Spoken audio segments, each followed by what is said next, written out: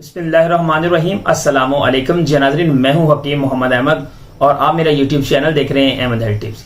जैसा कि आपने थंबनेल के ऊपर देखा है, आज की वीडियो हमारी औलाद के लिए है और मैं आपको बताने जा रहा हूं एक ऐसा वजीफा जो बहुत ही ज्यादा आजमुदा है। जब हम डॉक्टर हजरात के पास जाते हैं तो उनको कहते हैं कि सर मेरी ये रिपोर्ट्स हैं, आप इनको चेक कीजिएगा, मुझे कहीं से भी कोई मसला नजर नहीं आ रहा, लेकिन फिर भी पता नहीं मेरी औलाद क्यों नहीं हो रही।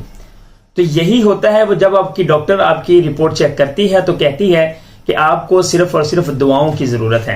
तो क्यों ना हम ये दुआएं पहले ही कर लें। अभी ये जो टाइम चल रहा है ये बहुत ज्यादा फजीलत का टाइम है, इसके अंदर क्यों ना हम जो है कुछ ऐसी इंफॉर्मेशन शेयर करें जिससे आपको फायदा हो। अगर आपकी रिपोर्ट्स ठीक आ रही हैं या आपके साथ कोई ऐसा डिसऑर्डर चल रहा है जिसकी वजह से आपका इलाज भी मुमकिन नहीं हो रहा, तो वो जो जात है वो सबसे बड़ी जात है, वो आपके तमाम मसाइल को चुटकी में हल कर देती है। तो इसलिए मैंने सोचा कि आपके साथ एक ऐसा वजीफा शेयर करूं जिसको आप करें और इंशाल्लाह आप जल्द अज जल्द कंसीव कर लें। वजीफा बहुत बड़ा लंबा चौड़ा नहीं है, छोटा सा वजीफा है और बहुत आसान वजीफा है। 1 साल पहले मैंने यही वजीफा अपने चैनल पर अपलोड किया था और अल्हम्दुलिल्लाह काफी ज्यादा खवातीन ने इस वजीफे से कंसीव किया था। तो इस तरह की और वीडियोस देखना चाहते हैं तो इस चैनल को लाजमी से सब्सक्राइब कर लें और बेल के आइकन को प्रेस करना मत भूलिएगा ताकि इस तरह की नेक्स्ट वीडियो आपको आसानी मिल सके। अब हम चलते हैं वजीफे की तरफ। आपने एक चीज ज़हन नशीन करनी है, जब भी आप कोई वजीफा करते हो तो सबसे पहले आप कहते हो कि क्या सर इसकी हमें इजाजत है।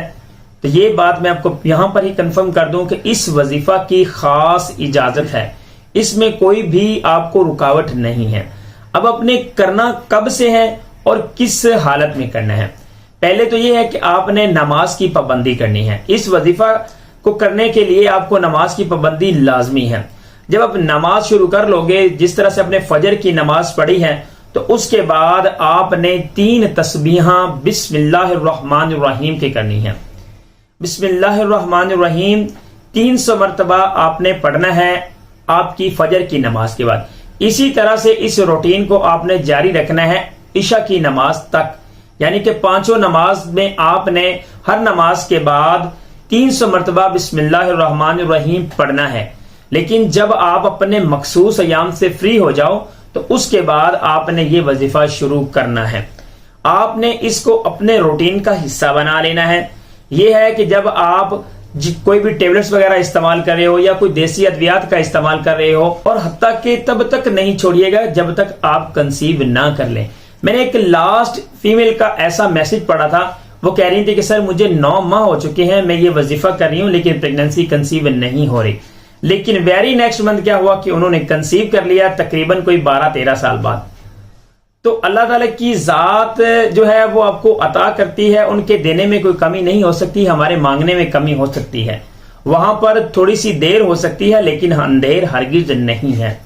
तो आपने इस रूटीन को जारी रखना है, अपने मखसूस आयाम से बाद शुरू करना है। आपने तकरीबन आपके पास 23 दिन बच जाते हैं और 23 दिन के ऊपर आपने ये हर रूटीन में आपने ये करते रहना है। एक दिन के अंदर 1500 मरतबा, एक नमाज के बाद 300 मरतबा आपने ये वजीफा करना है। और वजीफे के बाद आपने दुआ करनी है, इस तरह से दुआ करनी है कि मैं अल्लाह ताला की बारगाह में इस तरह से दुआ कर रही हूं कि अल्लाह ताला की जात मेरी डायरेक्टली बात सुन रहे हैं।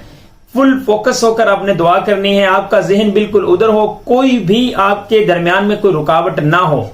इवन कि आप जब भी दुआ करो तो आपकी आंखों से आंसू गिरना शुरू हो जाएं। तो इस तरह से अगर आप करोगे तो इंशाल्लाह अल्लाह ताला की जात आपको औलादे नरीना जैसी नेमत अता फरमाएगी। ये वजीफा आप इस शाबान के महीना में भी करो और यही वजीफा आप रमजान के महीना में भी करते रहो। अगर आप रमजान के महीना में ये करते हो तो इंशाल्लाह अज़्ज़ा वजल नेक्स्ट जब आपका रमजान आएगा तो आपके गोद में एक हेल्दी बेबी होगा। तो मैं उम्मीद यही करता हूं कि आप सब खैरियत से होंगे। Thanks for watching Ahmad health tips. वस्सलाम।